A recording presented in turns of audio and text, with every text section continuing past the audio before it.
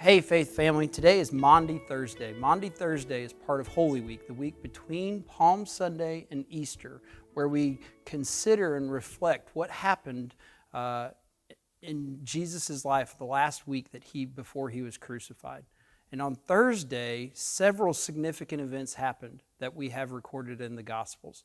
First, it is when he partook of the Passover meal with his disciples for the last time, what is known as the Last Supper. What we now celebrate and call the Lord's Supper, he began on this day, encouraging his disciples to eat of the bread and drink of the cup in remembrance of him. Also, that same day, the book of John tells us that he washed his disciples' feet, providing an example to the disciples of what it means to serve and care for one another. He predicted that he would be betrayed and handed over into the hands of the Roman Empire and that he would be crucified. And then he ended his time with the disciples in the upper room by giving them a new command, a command to love one another. And it is for this reason that Maundy Thursday is called Maundy Thursday. Maundy comes from the Latin word mandatum, which is the word that we get command or a mandate from. And so he issues this new command to his disciples. And so this command to love one another, which comes out of John chapter 13, verse 34 and 35. He says, "I give you a new command. Love one another just as I have loved you. You are also to love one another. By this, everyone will know that you are my disciples, if you love one another." You see, John, when he portrays the Last Supper, he spends a lot of time talking about what Jesus did after the supper.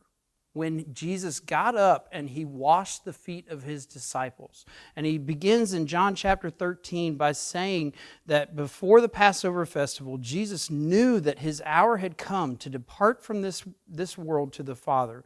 Having loved his own who were in the world, he loved them to the end. Then it says, now it was time for supper. The devil had already put into the heart of Judas, Simon Iscariot's son, to betray him. And Jesus knew that the Father had given everything into his hands, that he had come from God and that he was going back to God. So he got up from supper and he laid aside his outer clothing, took a towel, and he tied it around himself. And then he began to wash the feet of his disciples. The lowliest job in the day of that day.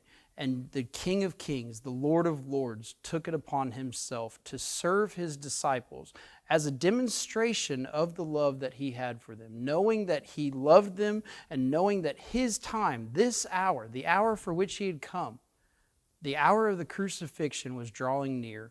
He gave them one last act of tangible display of love. And then he commissioned his disciples to love one another in the same way.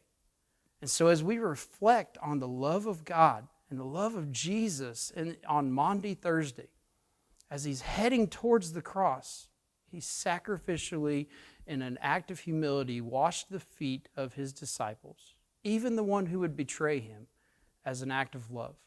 And then he calls us as disciples to do the same thing, to love one another, to show our love for one another as he has loved us. And if we will love one another, Jesus offers this promise that the world will know that we are his disciples. I pray that this Thursday and this weekend we will be known for our love for one another and that the world will see that Jesus has changed and transformed our lives. This new life by the blood of Jesus Christ.